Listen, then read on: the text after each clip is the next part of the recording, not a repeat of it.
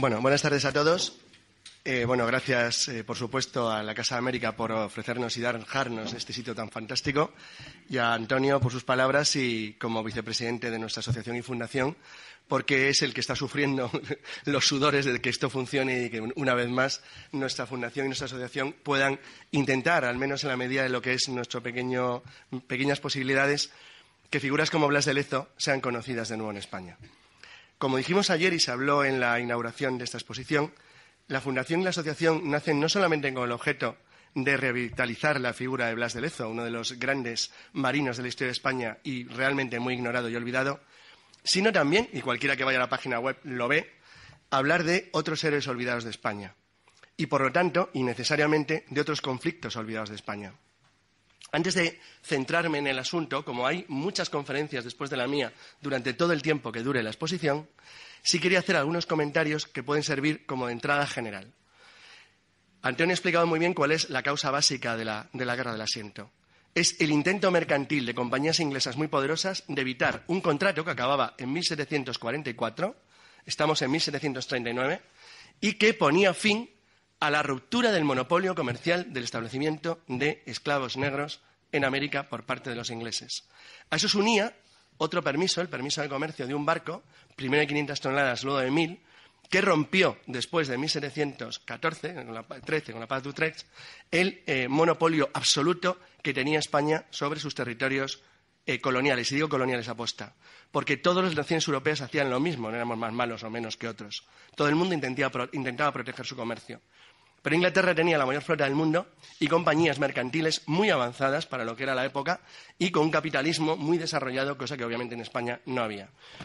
Esos halcones de guerra ingleses querían a toda costa llevar a su nación una guerra con España, en la que estaba en contra, curiosamente, Lord Walpole, el primer ministro, que no tenía ningún interés en que Inglaterra entrara en guerra. España, que se pasa toda la primera mitad del siglo XVIII en guerra, una tras otra, había encadenado dos guerras seguidas, en las cuales, curiosamente, Inglaterra había estado neutral, dos guerras europeas. La última, que acababa de terminar, un poco antes de que empezara la Guerra del Asiento, es la Guerra de Sucesión de Polonia. Dice, bueno, ¿y qué pinta España en la Guerra de Sucesión de Polonia? Bueno, da igual. Era un tema de conflicto en Italia con el Imperio Austriaco. A España la guerra le va muy bien y la flota que se había reconstruido gracias a Patiño, a Alberoni y una serie de formidables ministros durante la primera mitad del siglo XVIII, funcionaba relativamente bien. Estaba hecha con unos criterios realmente muy inteligentes. Lo que se buscaba era mantener el tráfico transatlántico, que para España era vital, en orden. No se trataba de rivalizar con la flota británica, no se podía. Aun así, la flota española era la tercera del mundo, no era nada despreciable. Y, sumada a la francesa, aunque era aproximadamente un poco más de la mitad de la británica, hacía ya daño.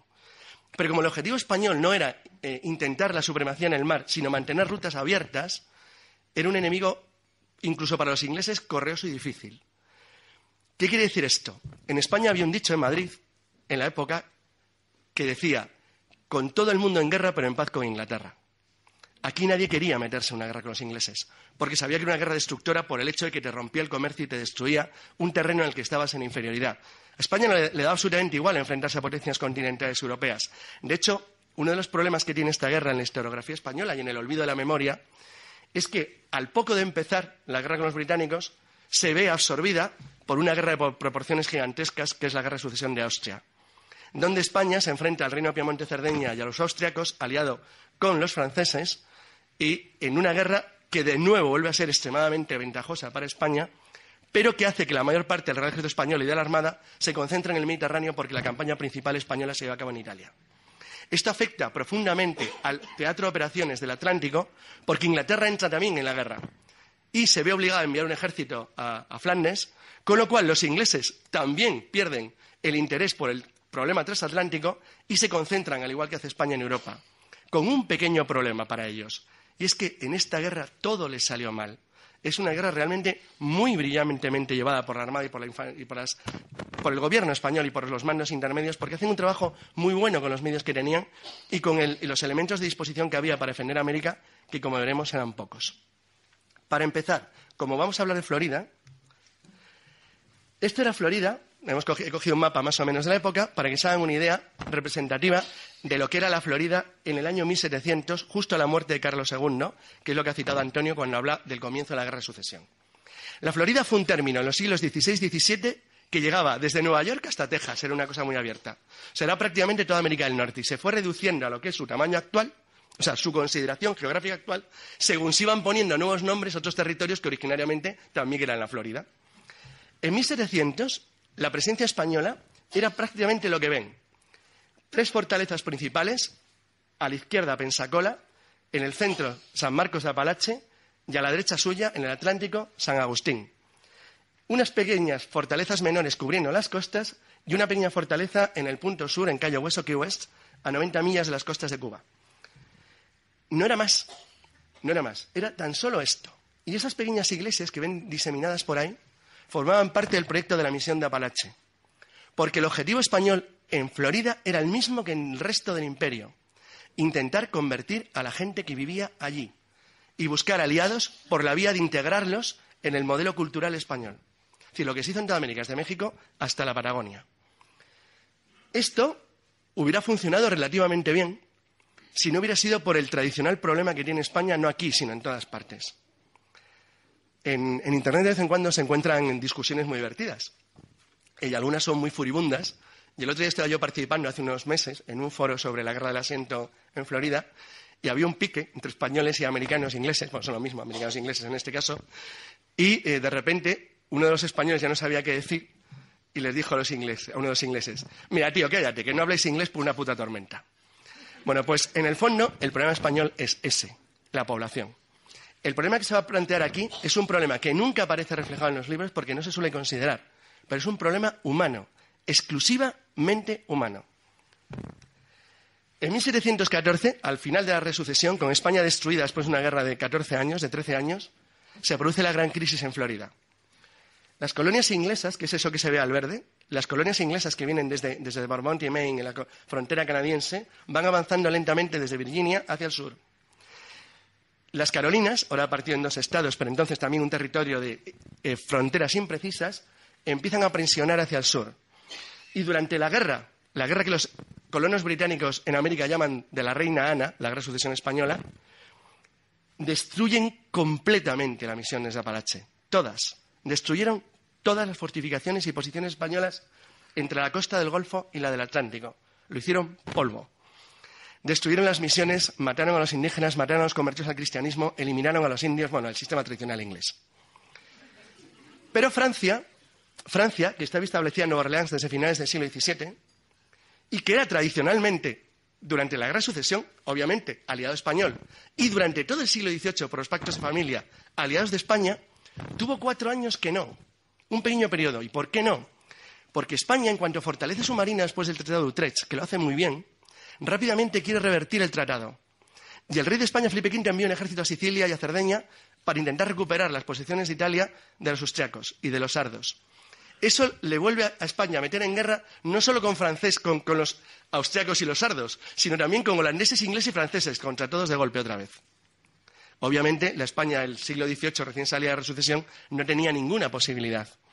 Pero esto tiene consecuencias en América. Es que los franceses toman Pensacola, la posición oriental más importante de la corona española en Florida.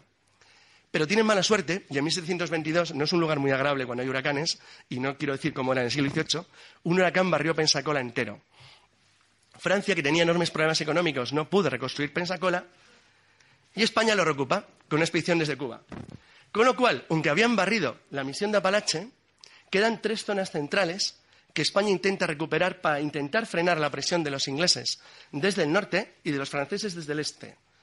Estos puntos son Pensacola, en la costa oriental de Florida, en el centro de la misión de Apalache, y a la derecha San Agustín, en la costa atlántica. Dicho claramente, como no había otras posiciones en Florida, España intenta fijar una línea de defensa que le proteja tanto del este como del norte, cogiendo la zona central de Florida en la punta norte, lo más alejado posible de los Cayos de Florida. Y dirán, ¿por qué? ¿Por qué se hace esta cosa tan extraña y no se ocupa, por ejemplo, la costa este o la costa sur? Pues porque con tus medios relativamente pequeños y con la poca población que tenías y la poca gente que te podía ayudar, no tienes más remedio que concentrarte en un punto que por lo menos te frenara la expansión de la gente que tenías al norte y al este. Porque ahí está el principal problema estratégico español. ¿Saben qué población tenía Florida en esta época, 1739? 3.000 habitantes. ¿Saben cuántos colonos había en Carolina del Norte y del Sur? 180.000. Ese es el problema español. Esto no se dice nunca, en la historiografía británica jamás. Hay un dicho francés sobre Canadá, porque los franceses sufren el mismo problema en Canadá, claro, que dice siempre que los franceses nunca hubieran perdido Canadá si hubieran combatido con una diferencia numérica de 1 contra 10, pero es que eran 1 contra 25. Y así es realmente muy difícil conseguirlo. Los ingleses, los colonos, habían barrido primero a Nueva Holanda, luego barrieron Nueva Suecia, a continuación acabaron con Nueva Francia y finalmente acabaron con Nueva España, como es bien conocido. Pero España tiene un interesante mérito que contaré al final, no ahora. ¿Cómo se refuerza una frontera tan débil? Pues hay que utilizar el ingenio. A partir de 1728, San Agustín, la principal ciudad de Florida, la que está colocada, como han podido ver, aquí, en la costa atlántica, que es la ciudad más antigua de los actuales Estados Unidos, la más antigua, es de 1565. Esa pequeña ciudad, que es una preciosidad, por cierto, que aconsejo a todo el mundo una visita, porque las cuidan, que ya quisiéramos nosotros cuidar las nuestras, bueno, tampoco tiene nada parecido. Esta pequeña ciudad, que no tenía apenas población, tenía que reforzarse de alguna manera. Como no había población y no había nadie para cubrir esa línea, había que buscar ideas ingeniosas que permitieran contrarrestar el problema de la constante opresión de los colonos británicos en las Carolinas, que son los mismos que habían destruido las misiones de Apalache, porque los ingleses no actúan solos. Las tribus indias, en contra, olvídense del cine, hay miles de errores en estas cuestiones. Las tribus indias en general combaten a favor de los británicos, tanto aquí como en Canadá. Dicen, ¿por qué? Pues porque los británicos les daban a los indígenas americanos todo lo que ellos querían. 1, no los convertían, les daba igual. 2, no se mezclaban con ellos, eso les importaba un menos. 3, no cuestionaban su cultura porque les importaba un pepino. Y 4, les daban todo lo que querían, alcohol, materiales, herramientas, armas, lo que fuera necesario. Y si era necesario les pagaban por cortar cabillas de franceses, tampoco importa. La consecuencia es que los Creek, los Choctaw, los Chickasaw y los Cherokee se alían en masa con los ingleses de las Carolinas. ¿Por qué? Porque les ofrecen lo que quieren, botín. Botín. Solamente una tribu india, los llama así, se aliaron con los españoles, pero porque eran enemigos eternos de los Creek. Esto supone otro problema añadido, problema tremendo. En la actualidad en Florida, yo conozco todas las reservas de Florida, todas. En Florida deben de vivir actualmente, me parece, en las reservas, en las 3 que hay, en Cowcat, en Miccosukee y en White Cypress, aproximadamente unos 4.000 indios, más o menos. El Estado tiene 15 millones de habitantes. 4.000 indios frente a 15 millones. A la población india se la expulsó en 1830 y tantos por el gobierno americano al oeste del Mississippi. Los indios de Florida se negaron en una de las guerras más brutales de la historia de Estados Unidos. Pero no eran indios de la Florida originariamente. Acababan de llegar. Porque de los indios de la Florida originales de esta época no queda ninguno vivo. Murieron todos por enfermedades, guerras y problemas motivados por el traslado étnico y los constantes ataques a las costas y al interior por parte de piratas, corsarios, cazadores de esclavos. Fue un horror. Ante una situación así, al gobierno español en Cuba, la Capitanía General de Cuba, que es de quien dependía orgánicamente Florida, era Nueva España, o sea, dependía del Virreinato de México, pero en realidad, como estaba en la zona costera atlántica, tenía más relación con España, y uno de los problemas que había era, ¿qué haces entonces para poder protegerte? Pues si los ingleses son malos, vamos a hacer lo mismo nosotros con ellos. Y se les ocurre la idea de aprovechar el fenómeno de los cimarrones. Los ingleses no es que fueran esclavistas, que también España, Portugal, Holanda o Francia lo era, es que eran esclavistas brutales, porque tenían una economía de negocio montada en el sur, orientada a la necesidad de mano de obra esclava con intensidad, con mucha más fuerza y con mucha más presión que la que se ejercía en España. La consecuencia es que había permanentes huidas y rebeliones por parte de los esclavos que acababan de llegar prácticamente siempre de África. Una real cédula de Carlos II, en 1690, había declarado la libertad a todos los esclavos huidos de las plantaciones británicas de las Carolinas que consiguieran alcanzar territorio español. Pero en el siglo XVIII, el gobernador de Florida, Manuel Montiano, en esta época, decide mejorarlo. Y se le ocurre una idea genial. Dice, bueno, no solamente les vamos a dar la libertad y los vamos a proteger, sino que vamos a hacer algo más. Vamos a armarlos. Y crean esto. Gracia Real de Santa María de Mose, el primer asentamiento de negros libres de lo que hoy es Estados Unidos.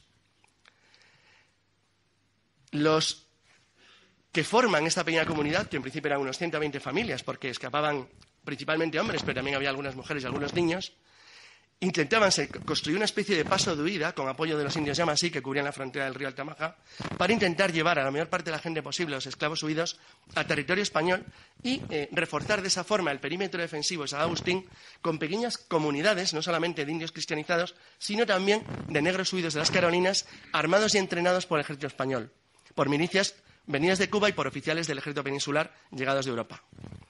Nace así la milicia de Fuerte Mose, que está formada por una mezcla de lo que dice ahí, mandingos, congos, carábalis, minas, gambias, lecumis, zambas, araras y guineanos, o sea, que integrados en grupo se les intenta enseñar español, hablaban inglés en algunos casos y en otros ni siquiera eso, directamente sus lenguas africanas originarias, y organizarlos como una milicia al estilo europeo que pudiera enfrentarse en un momento dado a los colonos, a los incursores esclavistas de las Carolinas que intentaban cazar esclavos al sur del río San Mari y del Altamaha y que penetraban constantemente en incursiones en el territorio español.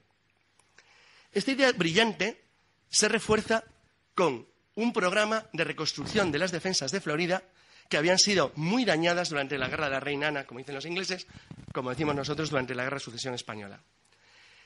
Fijaros o fíjense en un detalle importante, no sé si lo ven bien, es decir, el comandante de la unidad era un español y el cura también, pero todos los demás, incluyendo el capitán de la compañía, eran negros libres. Eso en el ejército británico era inimaginable, inimaginable. Esto le da a España una enorme fuerza porque la comunidad de Fuerte Mose se va nutriendo, pero tiene un efecto secundario muy importante. Ya no se trata solamente de que vengan, sino de que saben que existe.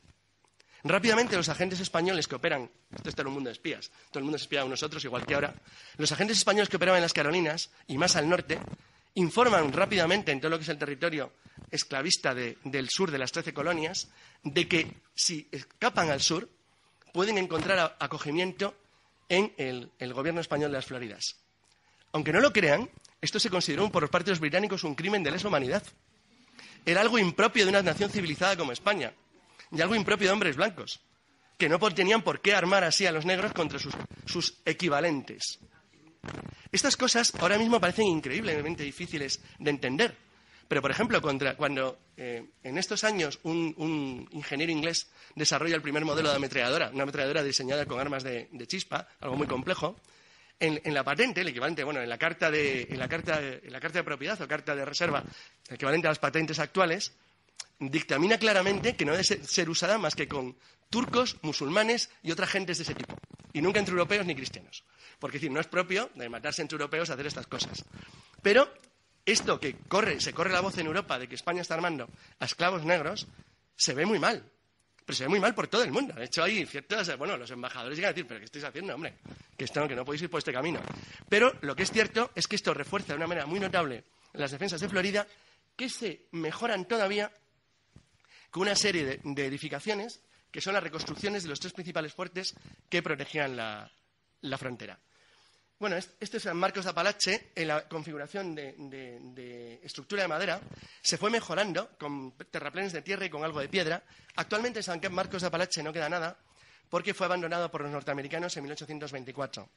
Ahora es un historic site del estado de Florida, pero no se puede ver porque no existe. Realmente, observen el detalle de que a pesar de la pobreza y la cutredad inmunda del lugar, han intentado mantener las formas poligonales, que os explicaré para qué funcionan, de las fortificaciones típicas del siglo XVIII. Como han visto, San Marcos de Apalache estaba situado en el centro de la Florida, a camino medio entre las dos costas, entre el Atlántico y la del Golfo. Por supuesto, está San Marcos de la Florida, la mejor fortificación de América del Norte en esa época y una verdadera maravilla de la ingeniería militar española del siglo XVII.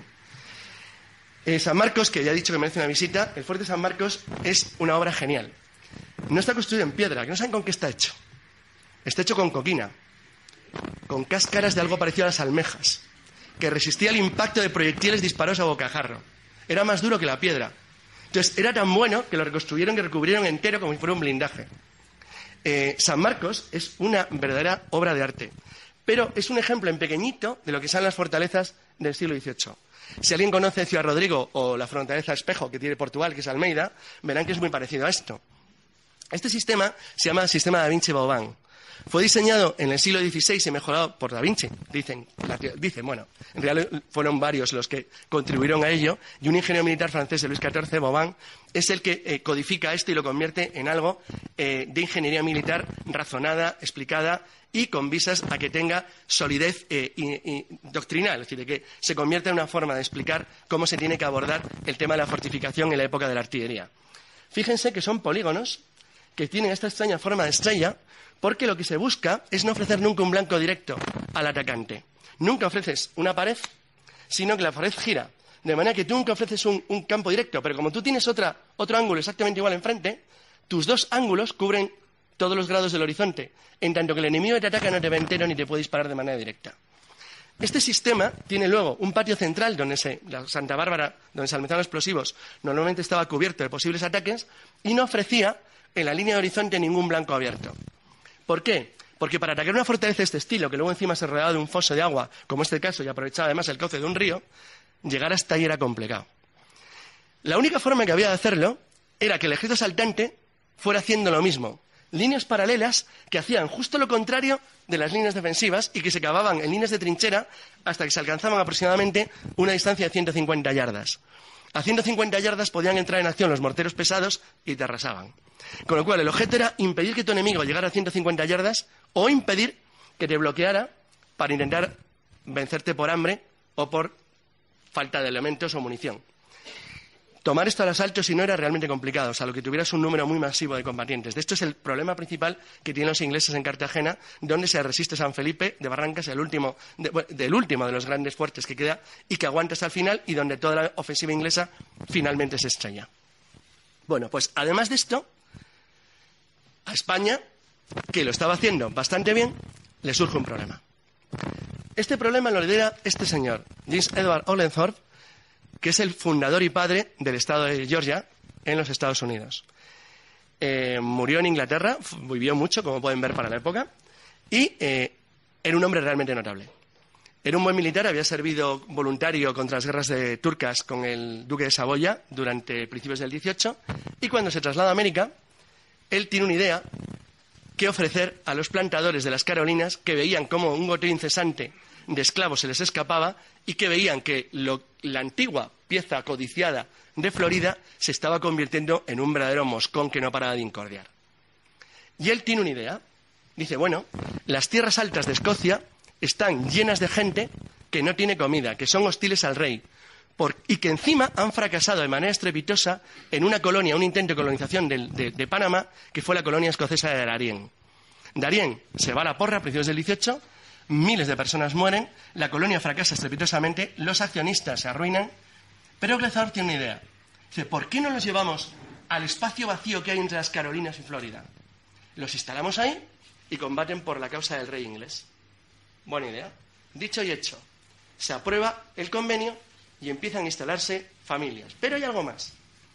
Los ingleses, fieles a su sistema práctico, llegan a un acuerdo con todas las tribus indias de la zona, con los Choctaw, los Chickasaw, los Cree y los Cherokee, para llegar a un acuerdo comercial y militar, darles armas de fuego, ofrecerles espacio y participación en las incursiones contra la Florida española y convencerles de que no son una amenaza a sus colonos para su estado de vida tradicional. Es verdad que probablemente en principio no lo eran, pero claro, lo que nunca pensaban los indios es que les iban a llegar en masas de miles cada año. El acuerdo con los Cherokee y los Creek se firma en 1736, un poquito antes del comienzo de la guerra, y la colonización de los Highlanders ocupa toda la línea del Tamaja cerca de la actual frontera entre Georgia y Florida. Los colonos actuales, los actuales habitantes de Georgia, tienen un amor inmenso a sus antepasados escoceses, lo cuidan de una manera primorosa, y lo que las fotografías son reales, es un cottage que conservan de los antiguos colonizadores, y son grabados de los que han dibujado de la supuesta amistad entre indios, que no queda ninguno, y colonos escoceses. Y bueno, el abuelete de la imagen de la derecha es real, forma parte de la recreación que se hace todos los años en Isla San Simón sobre el ataque español de 1742, del que luego hablaremos. Lo cuidan de una manera espectacular. Pero la colonización escocesa a España le plantea un problema serio. Tan serio, tan serio, tan serio, que en solamente 5 años hay más escoceses que colonos españoles en toda la Florida. El problema de siempre. Pero no se queda ahí. Oglethorpe hace algo más. Le ofrece al gobierno británico para que los escoceses, de hecho, Oglethorpe años después tuvo un problema serio porque le acusaron de jacobita. O sea, le acusaron de ser partidario de los Estuardo y de estar opuesto al rey Hanover, al rey de la casa alemana reinante en Inglaterra. Bueno, no voy a entrar ahora en lo que fueron las guerras jacobitas, pero era un caso complicado. Entonces, para evitar que pudiera haber escoceses, que en un momento dado España había sido aliado de los escoceses jacobitas en la guerra, esa que he hablado, de la cuádruple alianza, cuando se enfrenta sola a franceses, ingleses, holandeses y austriacos, y había llegado a desembarcar en Escocia y a apoderarse del castillo de Lindonan. Entonces, como tenían cierto temor a que se reprodujera una alianza hispano-jacobita, dicen, bueno, esto hay que contrarrestarlo de alguna manera. ¿Y cómo lo hacemos? Con otro sistema tradicional inglés. A ver, presos, penados, criminales, psicópatas y tarados que tengamos que nos sobren. Venga, mandar 5.000 o 6.000 para allá. Y lo llenan de criminales, convictos, bueno, llenan toda la costa. Y como también era muy peligroso llenarlos de ellos, porque alguien se tiene que reproducir sin tener que atacar a las tribus de al lado o a los propios escoceses, dicen, bueno, ¿cómo lo contrarrestamos? Con gente que esté en Alemania con problemas religiosos. Y trajeron varios cientos de familias de Austria-Alemania, con lo cual quieren una comunidad relativamente heterogénea, muy fiel al rey y dividida lo suficiente como para ver más enemigos a los españoles que a los que tenían a su lado. El éxito es realmente espectacular. Y en 1739, la colonia Georgia era una amenaza en ciernes para Florida tremenda. Ahora a continuación les voy a exponer un poquitín, y ahora sí toco guerra del asiento, cuál era el estado general de la estrategia de ambos lados en el conflicto que se avecinaba. Esto es Fort King George.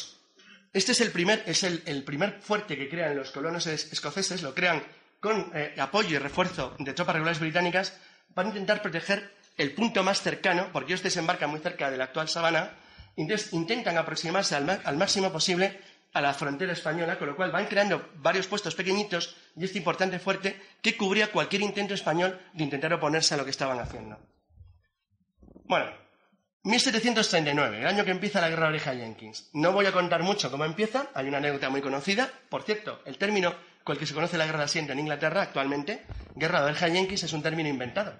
Es un término de mediados del 19. Se lo inventó un historiador inglés porque le dio la gana. Los ingleses y los colonos americanos lo llamaron siempre The King George War, la guerra del rey Jorge, que es el nombre que ellos le dieron. Porque ellos la llamaban con el nombre de su rey gobernante en la metrópoli, guerra de la reinada, guerra del rey Jorge. El Spanish Main es el nombre que dan desde el siglo XVI, desde mediados finales del siglo XVI, los piratas, corsarios, bucaneros y exploradores británicos al Caribe español, al lugar del poder máximo de la Nueva España. En este mapa quiero que se fijen en un detalle. A ver, en realidad, como se dijo muy bien por parte, no me acuerdo muy bien de quién, ayer aquí, creo que fue el ministro, o si no, un secretario de Estado, alguien dijo algo muy importante. O el presidente de nuestra asociación. Los británicos en 300 años no logran poner pie en América, no consiguen nada en la América española. La América española en 1821-25, cuando se convierte en una miriada de naciones independientes, está intacta metro a metro. No lo lograron jamás. Lo único que logran, y porque tienen suerte, es Jamaica. Y tuvieron mucha suerte. Pero sí tenían una estrategia. Y era una estrategia extremadamente inteligente. Tenían la mejor flota del mundo. ¿Para qué te vas a condenar en operaciones terrestres peligrosas? Lo que hacen es lo que hoy llamaríamos un geobloqueo. Se apoderan de las Bahamas y de todas las islas que pueden en la corona de Barlovento. Las Vírgenes, Barbudas, San Kitts, Nevis, Antigua, Dominica, Santa Lucía, San Vicente, Granadinas, Granada y Barbados. A finales del 18 conseguirían también Trinidad y Tobago, pero todavía no lo tenían. Con eso cierran en un arco toda la salida del Caribe español, lo que les permite atacar cualquier punto que quieran con un riesgo mínimo. Porque si tú contraatacas, ¿qué atacas? Nassau, que es una birria de isla, Barbuda, que es una caca, Providencia, ¿qué haces? Si tú contraatacas, tomas una isla de birria. Pero si ellos te atacan, pueden elegir cualquier punto que quieran en un arco enorme, del que tienen bases intermedias que te cierran la salida del Atlántico. Esto es lo que se llama en estrategia un geobloqueo. Y es lo que los británicos hacen con España a lo largo de todo el siglo XVIII. He marcado en amarillo los principales puertos españoles, pero no porque fueran los más grandes, sino porque eran estratégicamente los más importantes. Panamá, que recibía todo el oro y las riquezas de Perú y lo que hoy es Bolivia. Portobelo, que estaba ya en la costa del Caribe. Cartagena de Indias y Veracruz.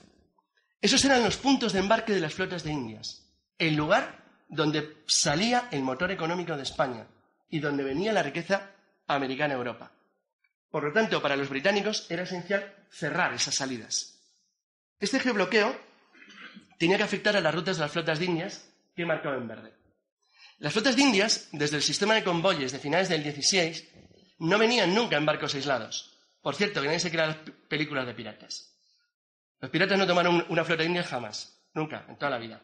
Y los galeones que tomaron se pueden contar con el dedo de las manos. Eran unos macarrillas de poca monta, atacaban barquitos pequeñajos de cabotaje. O sea, nadie tenía valor de meterse en un galeón de la flota de Indias. La flota de Indias, en 200 y pico años, se pierde solamente una vez. Una vez de manera completa, y es ante una flota de Estado, ante la flota de las Provincias Unidas de Holanda, no ante piratas. Y parcialmente, 2 veces, parcialmente no entera, ante flotas británicas también de Estado, nunca ante flotas de corsarios o piratas. Las flotas lo que no hacían era venir solas. Y, por cierto, los piratas no actuaron en el Caribe hasta muy avanzado el siglo XVII. Los piratas normalmente atacaban en el triángulo Cabo San Vicente, Canarias, Azores. O sea, en las costas europeas, que son las que conocían. No tenían ni valor, o sea, como dirían, no tenían huevos de pasar al otro lado.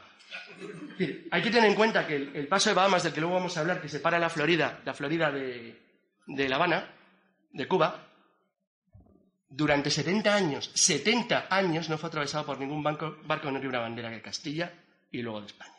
Ni uno. O sea, hasta muy avanzado el siglo XVI no había nadie que se metiera en el Caribe. Nadie.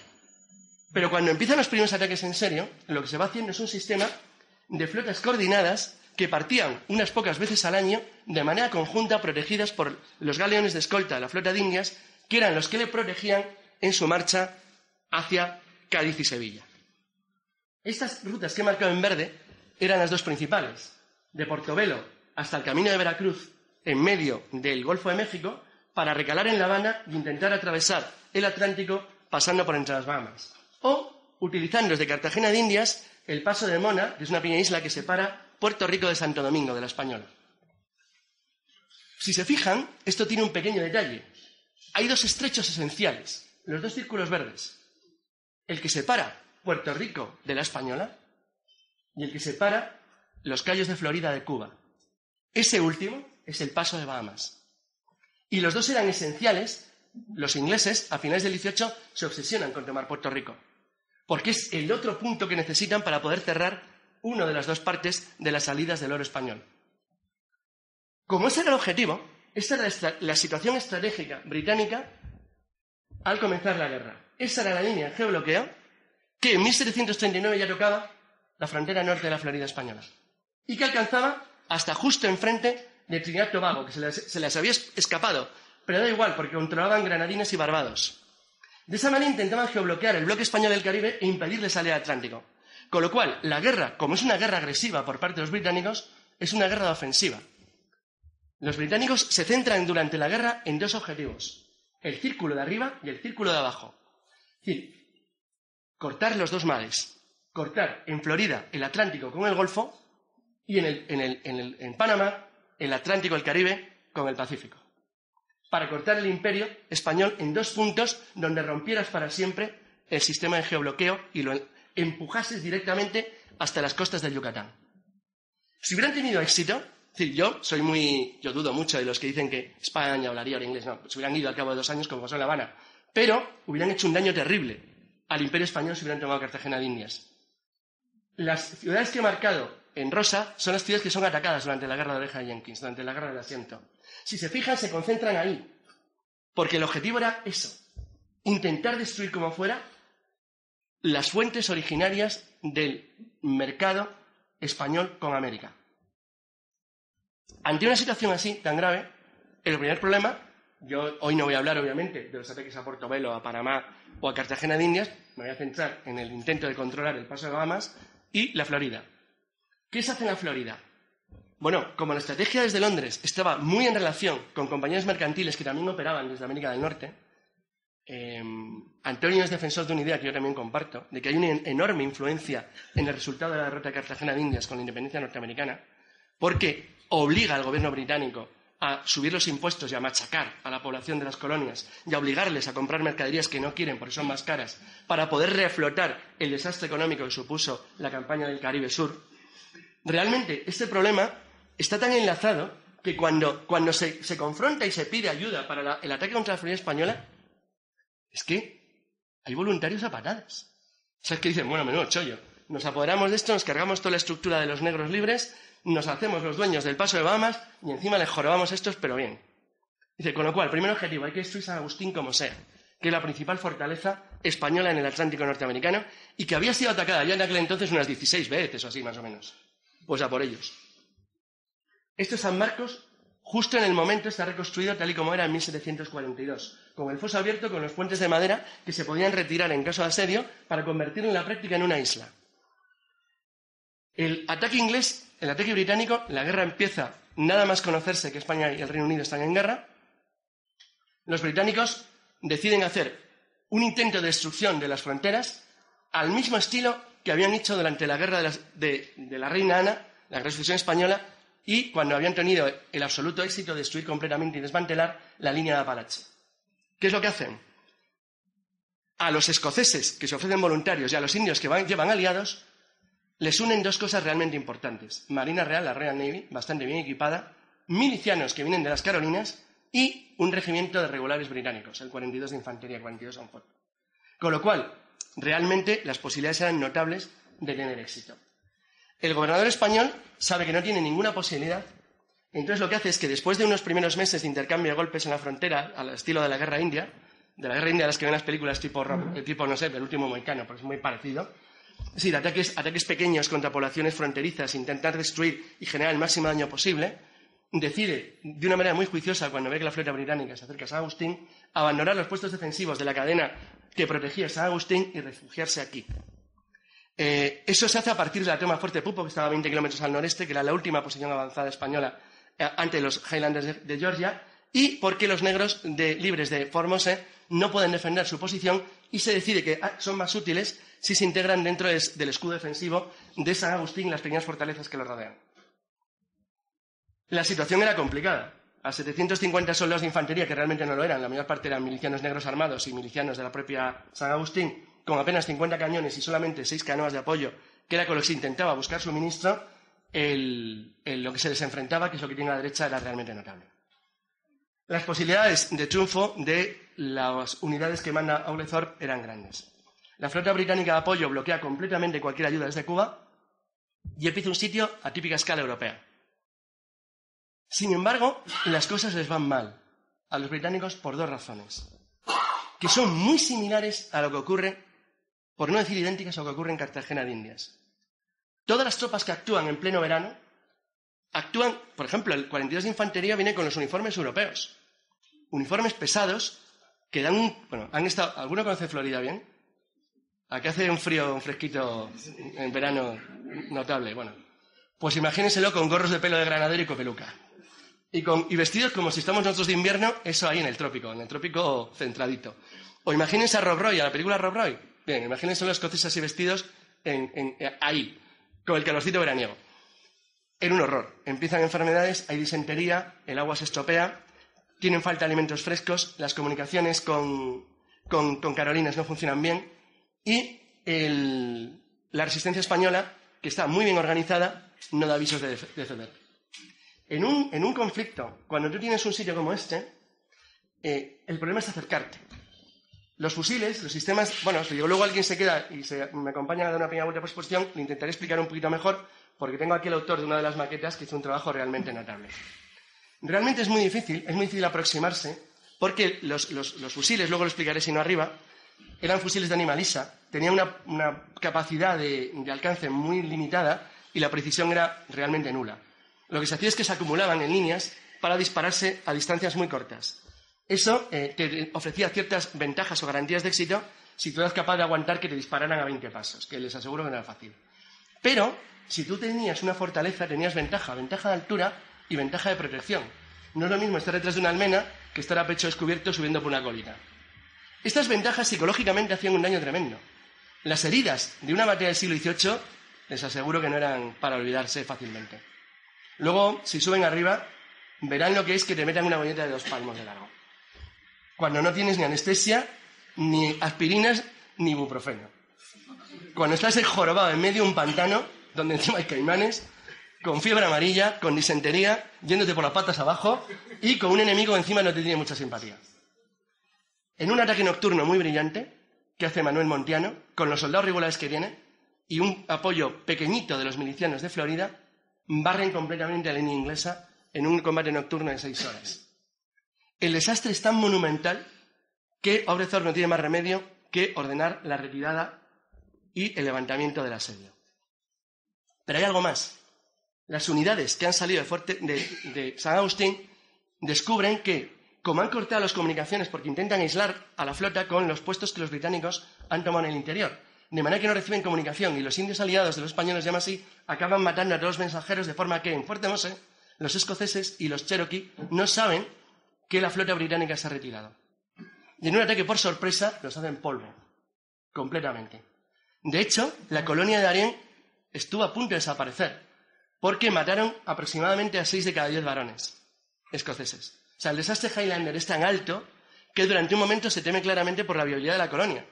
Lo que pasa es que los ingleses no sabían hasta qué punto no había españoles para perseguirles. Ese es el gran problema que tiene. Pero,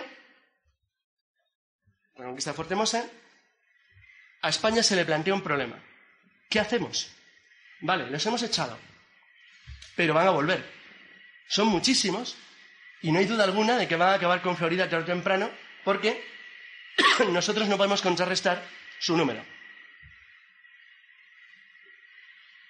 Y encima llega una mala noticia de Europa.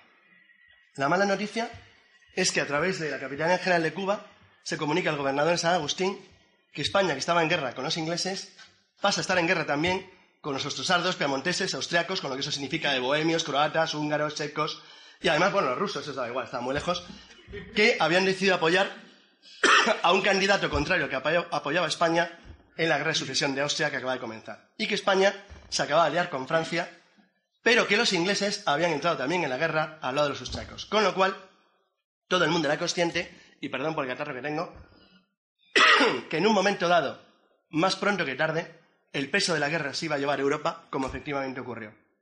Consecuencia, había que darse prisa. ¿Qué solución había con los medios limitados que tenía España? Manuel Montiano, que era el gobernador, sabía que tenía una sola oportunidad, un solo golpe. O tenía éxito la primera o no tendría éxito nunca. Los británicos, en cambio, sabían que tenían tiempo.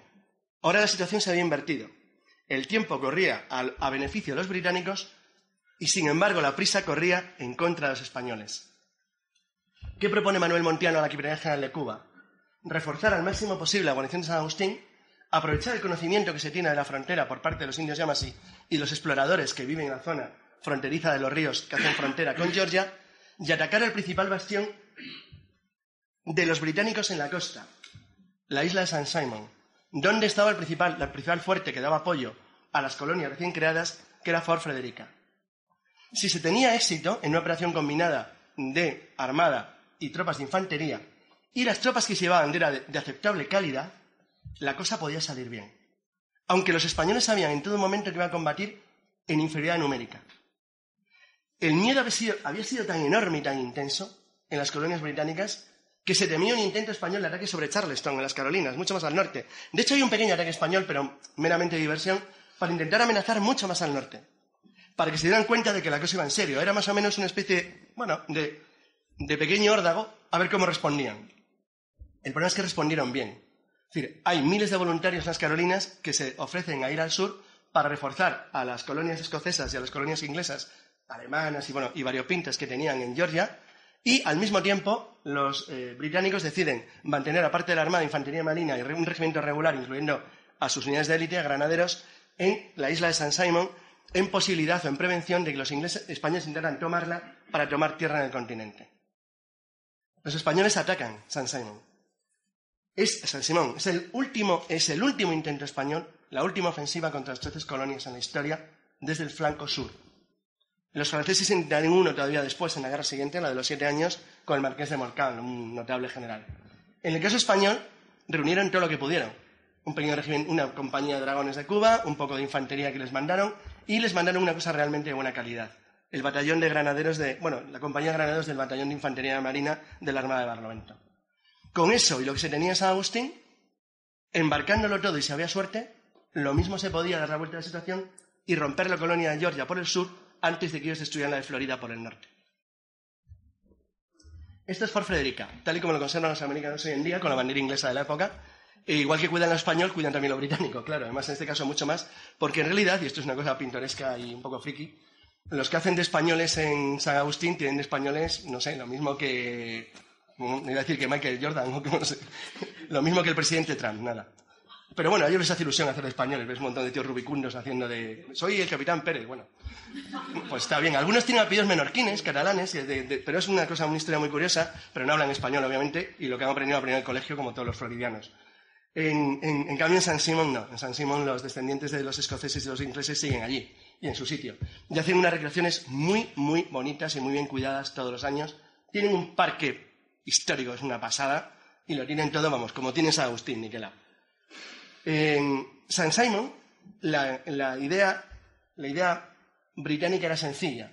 Es la misma que tenía Montiano cuando le atacaron los escoceses y los británicos de Georgia. Esperar y aguantar. No tenían otra. Porque sabían o intuían que los españoles no iban a tener muchas más posibilidades. Y de hecho no las tenían. ¿Qué hace Montiano? Lo que se busca es un desembarco para tomar ese fuerte anterior. Los británicos entran en una especie de pánico, los colonos americanos, y hacen lo mismo exactamente, pero exactamente, que hacen con Santana después y antes del Álamo. Lo mismo.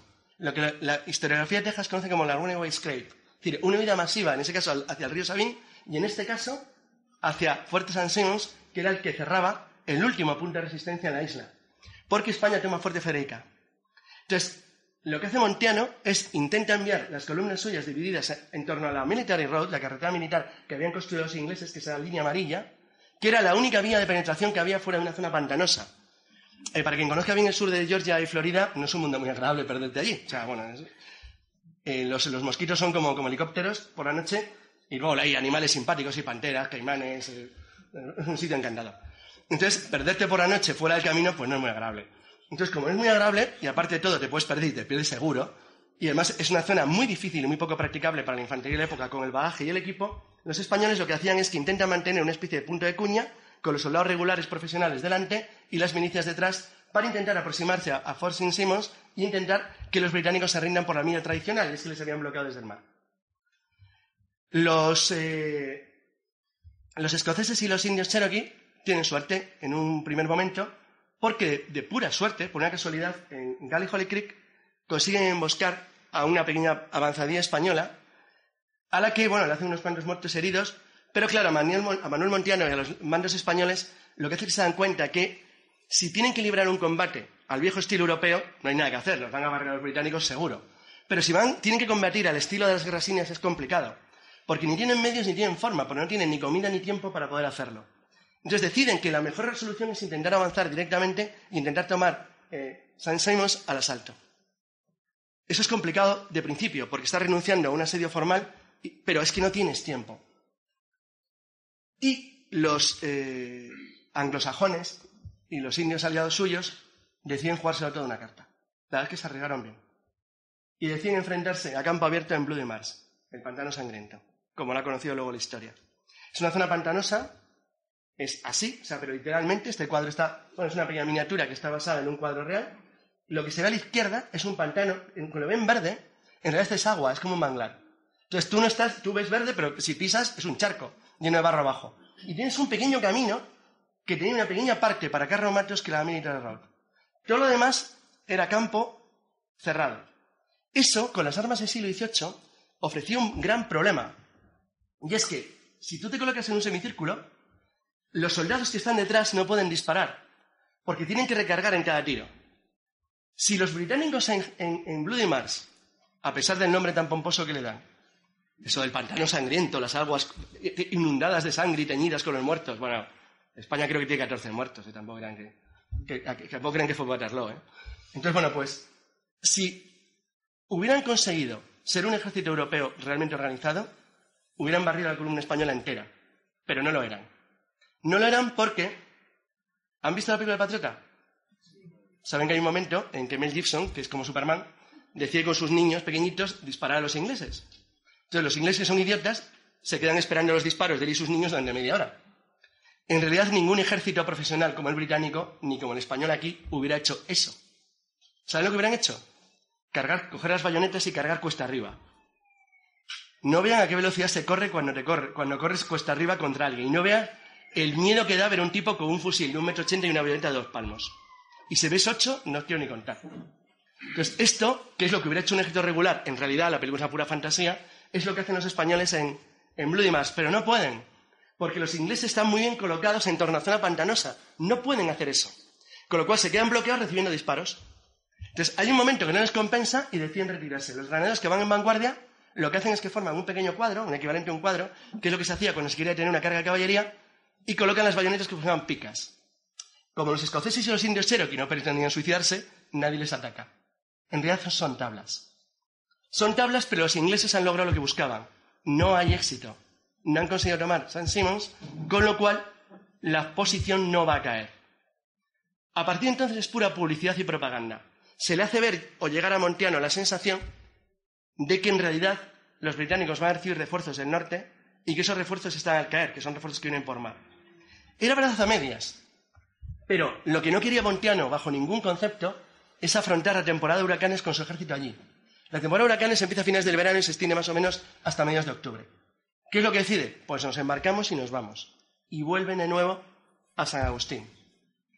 Eso sí, aunque la Capitanía General de Cuba temía ataques intensos británicos a lo largo del año siguiente, en 1743, la guerra era tan intensa en Europa que tanto británicos como españoles, y teniendo en cuenta que los británicos habían recibido un palizón monumental en Cartagena de Indias y no tenían de dónde coger más gente ni rascar más voluntarios, porque Cartagena de Indias influye decisivamente en lo que ocurre en Florida después.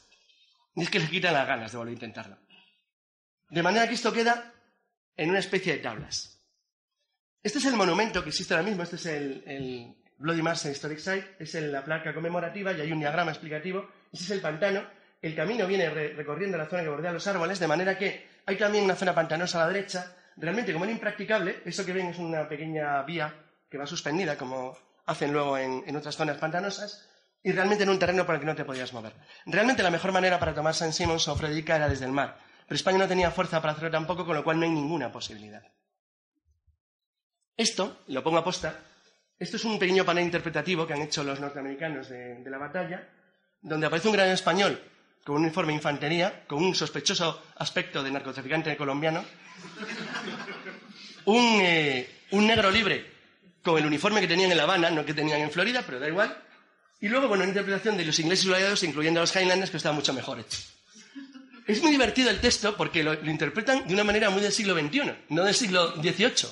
Realmente no había ningún choque de culturas. Es decir, realmente los oficiales ingleses y españoles se trataban como lo que eran, caballeros entre ellos. El que mataran luego a la chusma de tropa, negros, auxiliares, indios, daba igual. Entre ellos se trataban muy bien y de una manera muy educada, y eran muy respetuosos y muy caballerosos. Y por supuesto el resto de la humanidad, que eran para ellos, y perdón por la palabra, absolutos seres inferiores, les traían sin cuidado. O sea, es decir, era así, y era la realidad. Eran gente que se trataban bien entre ellos, con unos códigos de honor que ahora nos parecían incomprensibles, porque el estilo de guerra y el lucimiento los hacía incomprensibles. Pero es que la guerra en América, y mucho más aquí, era muy diferente a la guerra europea. Bueno, en esta misma guerra, en Europa, es la famosa bravata de Fontenoy. En una batalla entre franceses e ingleses, en lo que es Bélgica, las líneas francesas se paran a 40 pasos de las inglesas. Luego explicaré arriba, si alguien viene, el porqué. Y los dos bandos se van a disparar.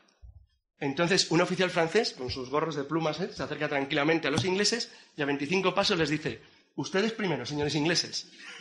Mataron a 300. ¿Quién hace semejante suicidio? Bueno, es que era la forma de ser.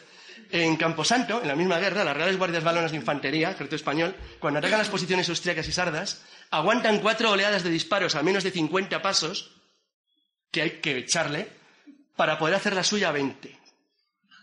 Y hacer un daño. Una bala de la época, de 18 milímetros, para quien conozca el ejército actual, un rifle actual tiene un calibre 5,56. Estos tenían calibre 18. Te atravesaban una fila de 3 personas perfectamente, y te hacían un agujero en la espalda de salida así, que no te podían curar con el material de la época, porque esto es susto o muerte, amputación o muerte. Es decir, no había punto intermedio. O te quedas sin brazo o te quedas muerto. Pero como te dirán, perdón la expresión, estaba bien jorobado. Bueno, en un tipo de guerra así, hay un factor psicológico brutal. Olvídense de las películas. No hay cargas a la bayoneta. Las hay, pero no hay choque a la bayoneta. Uno de los dos bandos sale corriendo. Nadie era capaz de aguantarlo. O sea, la tensión psicológica de un combate con armas del siglo XVIII, les aseguro que es insoportable. A los 5 minutos primero te has cansado, pero es que a los dos te han muerto de miedo de una manera que no te puedes ni imaginar. O sea, el efecto de un sablazo, de un golpe en la cabeza, o de un sablazo, de un corte, o de un bayonetazo es tan terrible, y la tensión que tienes cuando lo tienes que hacer es tan grande que nadie lo afronta. Entonces, esto que no sale jamás en el cine es la realidad. Por eso las bajas en las batallas de la época eran mucho menores de lo que se cree. De hecho, hasta las modernas armas de fuego, lo normal es que las bajas en una batalla fueran el 5%, más o menos, con mucha suerte. Solamente había un número más elevado si uno de los dos ejércitos rompía la formación y huía, porque entonces le cazabas. Y entonces sí que había muertos. Consecuencia, lo normal era lo que pasaba tras Bloody Mars. Ante la duda de lo que puede ocurrir, mejor no nos hacemos daño. Y que la situación estratégica decía el orden del resultado. En ambos casos, sitio de San Agustín o Pantano Sangriento, retirada del que no tiene la posibilidad de continuar con lo que está haciendo. ¿Cómo eran en realidad los ejércitos? Bueno, esto es un pequeño muestrario de lo que serían solo los españoles. Hay maniquíes como estos arriba. He puesto, por poner un ejemplo, un marinero de la flota española sin la casaca y con el uniforme a bordo, un soldado de infantería marina, un voluntario de la milicia de San Agustín y un granadero del batallón de infantería marina de la Armada de Barlovento, que era la élite de la élite del ejército en el Caribe. Los uniformes españoles estaban hechos de lienzo, eran mucho más ligeros, estaban adaptados para los trópicos y eran mucho menos pesados y mucho menos calurosos que los que llevaron los ingleses en Cartagena de Indias o en San Agustín, incluso en Bloody Mars. Eso es una ventaja derivada de la costumbre y la tradición de hacer las cosas bien. No éramos tan tontos. En cuanto a los británicos, eran muy parecidos a nosotros. He puesto como ejemplo un soldado del 42 de infantería, un granadero del regimiento, un Highlander con el sistema de guerra declánico que tenían todavía en el siglo XVIII en América, que acababan de llevar desde Escocia a las Tierras Altas, y un guerrero cherokee porque las tribus indias en su mayoría combatieron del lado británico. ¿Qué pasa después de esto? La guerra entra en un punto muerto, ni los españoles tienen medios para atacar de nuevo las Carolinas y Georgia, ni los británicos lo tienen después del palizón de Cartagena de Indias para hacer ningún intento contra ningún puerto español ni ningún punto. La guerra se estanca en América, continúa en Europa, con notable éxito, por cierto, para los españoles. Es una guerra que a España y a su aliado Francia le salió muy bien. Y el resultado que la corona buscaba allí se consigue. El único elemento que no se consigue es que no se consigue recuperar ni Menorca ni Gibraltar, que se tardó todavía bastante tiempo en recuperar. Gibraltar, como es obvio, no ha ocurrido nunca. Por parte británica, esta guerra fue un notable desastre. Se replantearon de una manera global su estrategia en América porque no les había salido nada bien, pero tuvieron la suerte de que les salió muy bien en la siguiente. En la Guerra de los 7 Años eliminan a Francia del tablero americano y a nosotros nos hacen daño de verdad. España pierde La Habana, para recuperar La Habana tiene que entregar la Florida, con lo cual la Florida se entrega sin lucha. Pero se recupera 20 años después, durante la Guerra de Independencia de Estados Unidos, la famosísima campaña de Bernardo de Gálvez contra Pensacola y la toma de las Bahamas por Cajigal, que lleva como final que la paz de París de 1783, España vuelve a recuperar de nuevo la Florida y, por lo tanto, vuelve a recuperar de nuevo el Castillo de San Marcos, su fortaleza primordial en la costa norteamericana. A pesar de todo lo que le pasó a España durante los años siguientes, de la Guerra de Independencia, de la Guerra de la Revolución, del caos que se produce aquí, nadie pudo tomar nunca San Marcos. San Marcos no fue conquistado por las armas jamás. Cuando dicen que éramos muy decadentes, recuerdo que cuando los Estados Unidos se hacen independientes, los colonos norteamericanos, cuando eran británicos, habían eliminado del tablero a Nueva Suecia, a Nueva Holanda, a Nueva Francia y a la propia Nueva Inglaterra, porque Estados Unidos era una nación independiente. A Nueva España no la echaron por las armas jamás. Cuando esto se entrega, esto no se entrega a ninguna nación sudamericana, independiente o latinoamericana, esto se entregó directamente a los Estados Unidos con la venta de Florida el 10 de julio de 1821. Los americanos, con el cuidado que tienen de las cosas, igual que han visto que ondea la bandera inglesa de la época en Fort Frederica, en St. Simons, en Florida, en San Agustín, sigue ondeando la Cruz de Borgoña. Nunca la han quitado. Este es el estado actual del fuerte que les aconsejo visitar. Y esto es una pequeña explicación, que quería más o menos, una breve exposición, acerca de lo que significó la Guerra del Asiento en el Frente Norte, normalmente muy olvidado, gracias a la gran publicidad que tuvo la gran victoria española Cartagena de Indias, por cierto, también bastante olvidada, pero que constituyó en conjunto la segunda mayor victoria española ante Inglaterra a lo largo de nuestra historia. La mayor, obviamente, fue la contraarmada, pero un desastre para la época monumental. Cartagena no fue una batalla naval, fue una batalla terrestre, pero que produjo los daños a la flota británica de una batalla naval. Esto es muy interesante. Y la terca defensa de Florida por parte de los españoles garantizó que el paso de Bahamas siguiera siendo nuestro hasta 1821. Eso es un rasgo notable que yo creo que por lo menos merece la pena destacar y que alguien tenga en cuenta que eran 5.000 personas cuando se entrega Florida a los norteamericanos, que tenían en aquel entonces 5 millones de habitantes. Estaba equilibrado, ¿eh? Vale. Muchas gracias. ¿Alguien tiene una pregunta? Pues...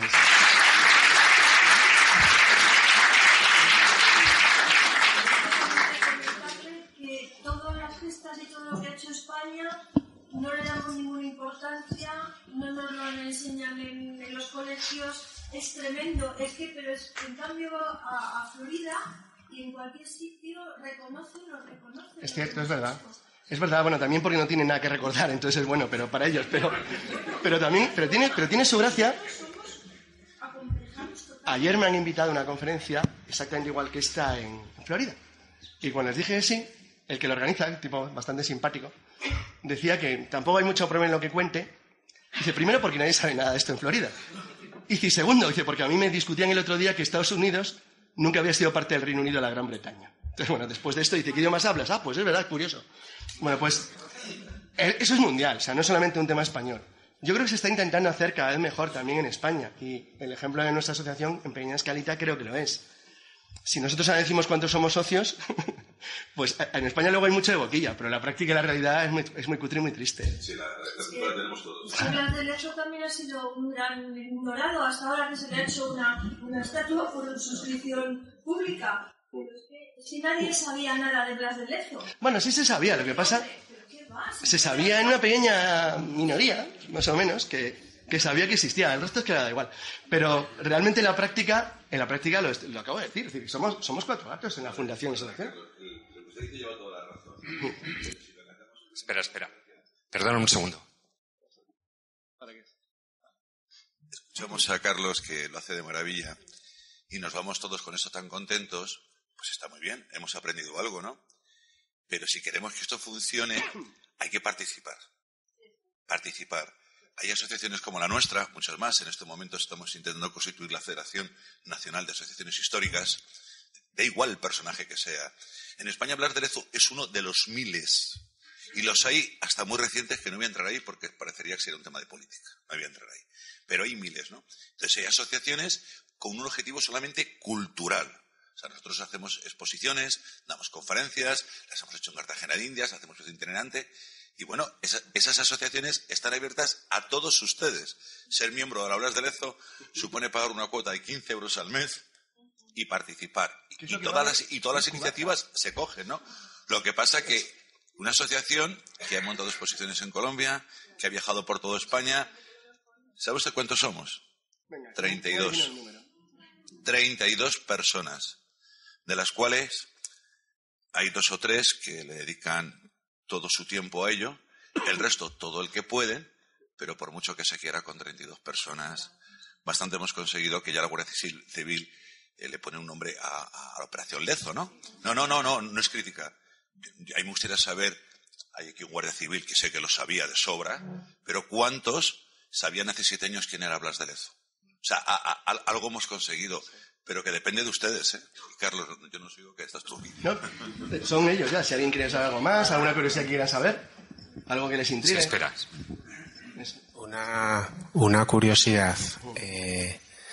¿Ventas de libros históricos al estilo de los que elaboras tú está creciendo en los últimos años? Sí, muchísimo. Claro, es que yo... Muchísimo, dentro que no crece prácticamente nada, pero vamos, que la venta de libros, sí, pero crece. Porcentualmente, vale. Hay un número cada vez mayor de revistas muy serias y muy bien hechas. Hay cada vez más editoriales que se arriesgan a afrontar el tema de la historia militar española y de la historia en general, pero ofrece muchas dificultades. A pesar de ser belicistas, ¿no? No, aparte de ser belicistas, ya. Cosas así, Es eso. y somos hachas, somos gente muy mala. Franco Claro. hizo esto, construyó este fuerte para protegernos de alguien. Es decir, aparte de ese disparate que está contaminando mucho la vida española, luego hay un profundo desconocimiento voluntario provocado. Claro, si tú dices que Blas de Lezo es un genocida, porque bombardea Barcelona en 1704, cuando tenía 20 años y era un grumetillo, un barco francés, es que estás muy mal de la cabeza. Pero esto se dice. Esto se dice. O sea, ha habido gente que ha querido quitar esa estatua porque decía que era un genocida. O sea, esto es real. Es decir, cuando tú vives en un mundo de semejante nivel de piramiento, pues ya, claro, es decir, ¿cómo nos sorprende? Y en Estados Unidos, ¿no? Han quitado la escultura de Colón, el día de Colón. Voy a poner un ejemplo tonto. Dentro de los que ponen medios y dinero para contribuir en Estados Unidos a la memoria española, me llamó la atención porque yo fui invitado al cuartel de la 53 Brigada de Infantería en Florida. Esa unidad militar americana tiene como emblema un escudo amarillo y rojo con un morrión español. No he visto ese emblema en ninguna unidad aquí. En España sí, tienen tradición, y la tienen, porque tienen una tradición histórica, porque somos el ejército español. Pero ese nivel de detalle, incluso a quien es tu enemigo, porque no hay que olvidarlo, que nadie se engañe. Es decir, los españoles somos los enemigos de los norteamericanos actuales. Éramos el enemigo eterno. Eso se da cuenta perfectamente la estrategia española cuando decide apoyar a los norteamericanos en su guerra contra los británicos. España nunca fue aliada al ejército continental, porque sabía perfectamente que en cuanto ganaran la guerra nos iban a echar a patadas del Golfo, que es lo que hicieron. Exactamente igual. Es decir, España nunca se ha equivocado de enemigo, pero los ingleses tampoco. Y los norteamericanos menos aún. Entonces, este detalle es importante porque el hecho de que cuiden nuestro legado a mí me parece enormemente interesante porque por lo menos nos da la puerta y la vía para intentar hacer nosotros lo mismo, que es una cosa que deberíamos también molestarnos a hacer aquí, que es donde se hace poco. En Colombia el éxito, yo creo, de la asociación ya es notable. Es decir, yo creo que por lo menos somos conocidos, valorados a nivel, por lo menos a nivel institucional, y se respeta la labor de un pasado que es exactamente igual, porque Colombia era España. Un colombiano en esta época tenía los mismos derechos que un español. No era un tío de las colonias. No era un preso mandado allá a cumplir una condena. Eran gente que eran exactamente igual que cualquier otro sujeto a las normas de derecho de la Corona de Castilla y de la Corona de España. Entonces, ese detalle también se olvida por parte de los propios a los que nosotros defendimos. Entonces, es una cosa porque es una especie de madeja de injusticias que los que no somos capaces de romper somos nosotros. O sea, no podemos echarle la culpa a nadie de lo que está ocurriendo cuando somos 32.